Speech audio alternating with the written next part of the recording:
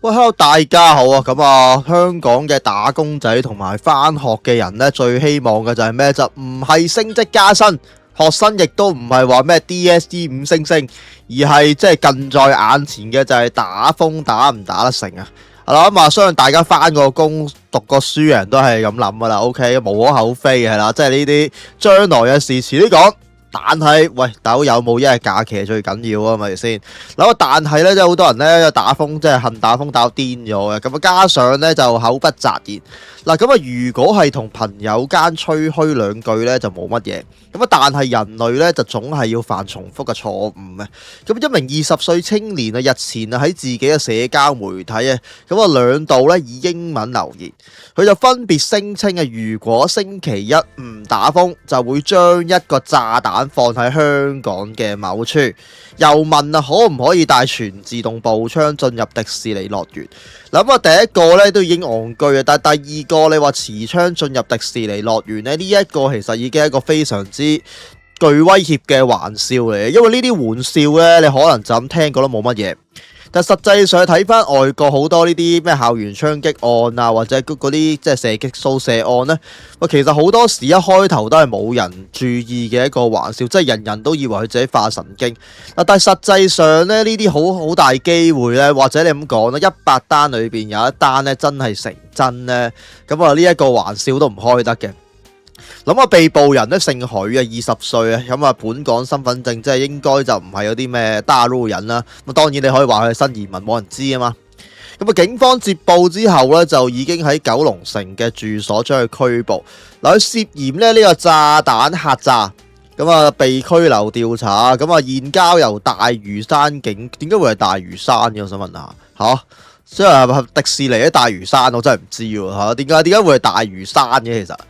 好啊，警方咧就冇喺被捕人嘅住所咧發現任何火藥、爆炸品或者政治標語。嗱，佢呢個先係目的啊嘛，大佬，即係呢個即係呢啲國安法先係主要重點，即係你放炸彈呢啲反而唔係重點。咁啊，同時啊，咁啊就係因為一句玩笑話咧，香港嘅迪士尼樂園啊加強巡邏，咁啊未有發現任何嘅可疑。咁啊，相關媒體咧，即係應該係一個 Instagram，咁簡單啲講，咁啊發表2篇嘅報導。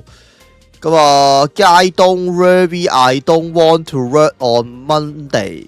咁啊，Ida so hip there no 颱風，but then there will be a bomb planted somewhere in the city and it will take the entire workday for it to be found and defresh。死緊啦！你咁講，戇鳩係啦。跟住有啲騎奶 get into 呢個自動步槍，唔係迪士尼，今日揸住自動步槍。喂，大佬呢條友係佢下低個留言講得非常正確，呢啲係擺明係申請坐監。嗱，我哋可以睇翻咧，其實咧即係早喺2006年啊，咁啊有條友又係呢啲咁啊，類似話咩我要炸咗迪尼啊，跟住又話咩要搞埋呢一個美國領事館。嗱，當其時嗰一單嘢咧都已經係全城皆知啊，係啦。咁啊，雖然咧嗱嗰陣時2006年啊，一名21歲嘅姓林嘅網民，佢嘅網名都已經戇鳩噶啦，佢叫真主教恐怖分子，咁啊改埋晒咁濕鳩名。咁啊當其時啊仲係好 hit 嘅香港討論區，而家好似冇㗎啦，鄉土啊收咗皮。咁啊即係有，即係當然有，但係佢嘅人氣大不如前。咁啊，佢當時係出 po 話要喺迪尼嗰度同埋美國領事館就放炸彈啦。係啦，咁拉咗之後咧，佢雖然話係講即係開下玩笑，咁啊馬上網上道歉並澄清。咁啊，警方咧嗱呢個重點啦，其實就並沒有喺佢嘅住處咧搜到任何嘅炸彈材料。咁但係依然咧都係起訴佢嘅。嗱咁啊，其實有兩樣嘢咧，我覺得就即係可唔可以定罪啊關鍵。第一就係當然你個住所有冇呢一個材料啦，同埋咧，我覺得應該要查下佢哋有一個瀏覽記錄嘅。因為如果你真係諗住放炸彈咧，咁你應該係會 search 一啲即係點樣如何製造炸彈嘅網站。當然啦，你話佢可以 delete 嘅，係啊，可以 delete 呢個瀏覽記錄嘅。咁但係咧，即係其實你問翻電信網絡商咧，應該係可以查到嘅。其實即係如果你真係有睇過呢啲網站咧，我覺得就都真係拉得㗎啦。喺美國其實好大鑊㗎嘛，你知自從911之後咧，即係呢啲恐怖襲擊係絕對唔容許嘅。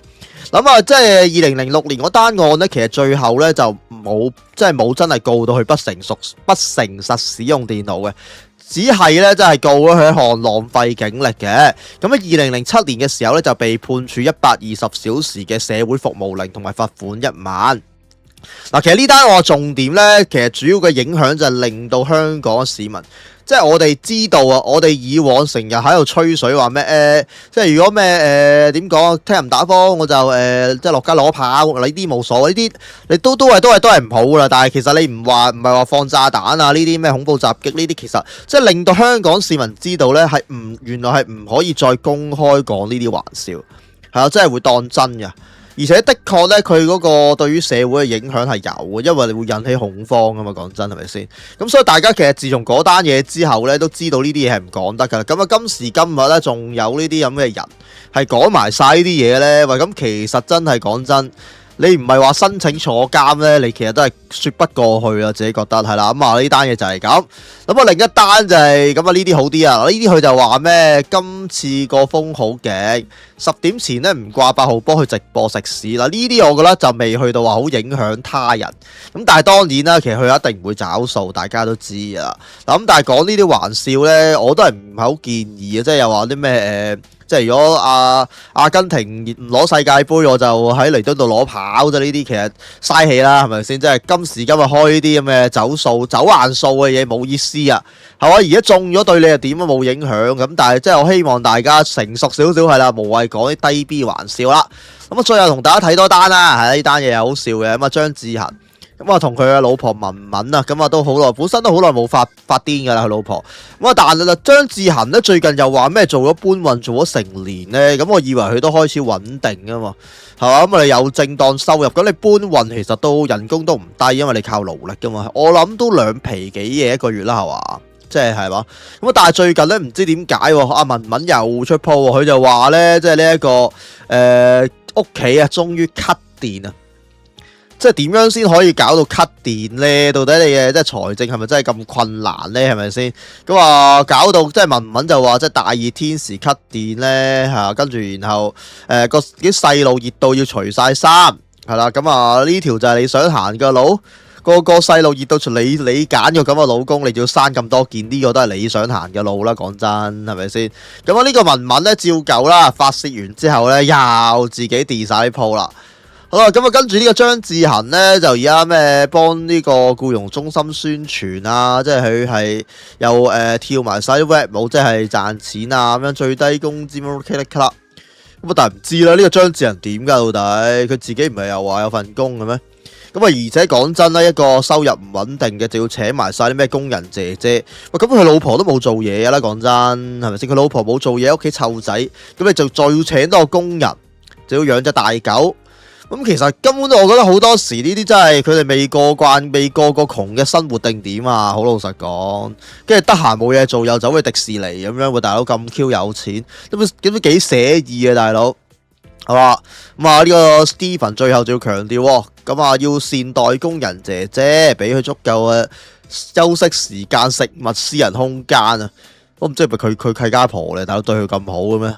如果佢哋連休息時間呢啲有法定嘅時間規則，唔使你再去搞噶啦。即係你僱傭應該有晒僱傭合約噶嘛，即係每日返幾個鐘啊，食幾多嘢呢啲唔使你擔心啦。話黑人問號咁啊，好奇怪喎！我唔知佢而家到底係返工定點啊？即係久唔久啊即係久唔久呢個文文就爆一次先，我唔知係想到底係吸引關注啊定點啦，係咪先？即係你呢啲同埋呢啲家事，你唔使公開講啦，係咪先？你咁樣公開數你老公，其實對件事都係更加差嘅啫。你又唔係想離婚，係嘛？即係你數臭你老公嗱，其實好笨柒噶嘛。你老公係你一家嘅經濟主要來源嚟啊嘛。咁佢話晒都仲係有啲公眾影響力噶嘛。即係你搞到佢嘅公眾形象咁衰，其實真係對你嘅經濟有幫助咩？其實我唔明佢諗乜嘅，即係佢個腦都係傻傻地。好啦，咁我哋今日條片就講住咁多先，下次見，拜拜。